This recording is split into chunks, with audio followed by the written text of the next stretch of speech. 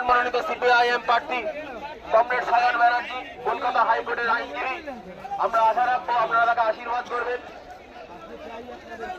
Comrade Sayan ব্যানার্জির কাজটা নয়, তারা চিহ্নে ভোট দিয়ে বিপুল ভোটে জয়যুক্ত করুন। আছে অথচ কোনো নিয়োগ হচ্ছে না, কোটি কোটি টাকা তারা আত্মসাৎ করে আজকে নেতা মন্ত্রীরা জেল জুড়ে বিজেপি তারাও ইলেকট্রাল বন্ডের নামে কোটি কোটি টাকা মানুষের কাছ থেকে আত্মসাৎ করেছে। যার ফলস্বরূপ আপনারা দেখতে পাচ্ছেন কিভাবে নিত্য প্রয়োজনীয় জিনিসের দাম লাফিয়ে লাফিয়ে বেড়েছে। পেট্রোল, ডিজেল, গ্যাসের দাম ভোট দিয়ে বিপুল ভোটে জয়যুক্ত করুন।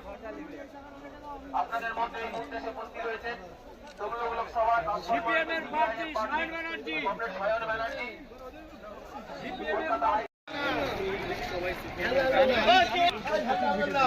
সায়ন ব্যানার্জি আমাদের প্রার্থী, আশীর্বাদ করবেন। রাস্তায় করি তারাই ভোটটা দেবেন।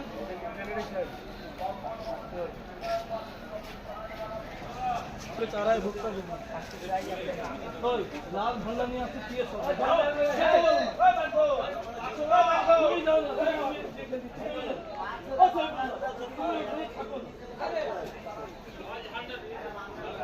করে নাও প্রার্থী তুমি।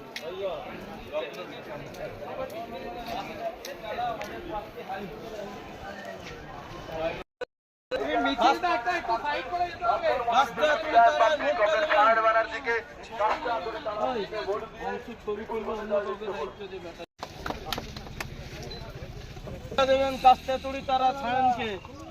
চাই আপনাদের পক্ষে, তাহলে সব খারাপ হয়ে যাবে।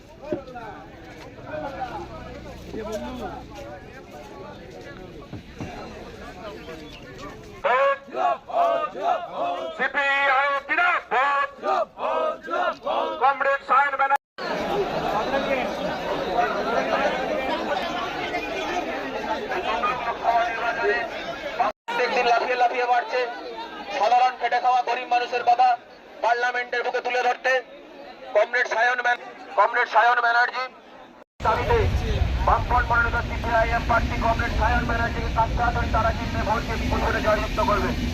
বন্ধুগণ, বিজেপির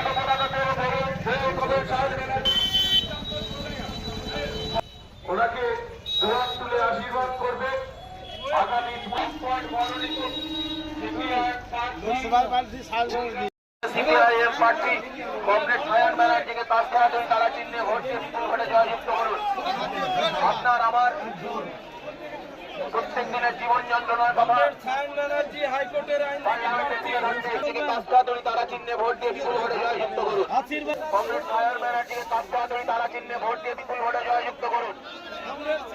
আজকে ভোর রাত থেকেই কোলাঘাট বাজার, ফুলবাজার এবং কোলাঘাট স্টেশনে আমাদের প্রচার চলছে। বৃষ্টির জন্য আমরা কিছুটা পিছিয়ে ছিলাম, কিন্তু ভোর রাত থেকে এই কাজ চলছে।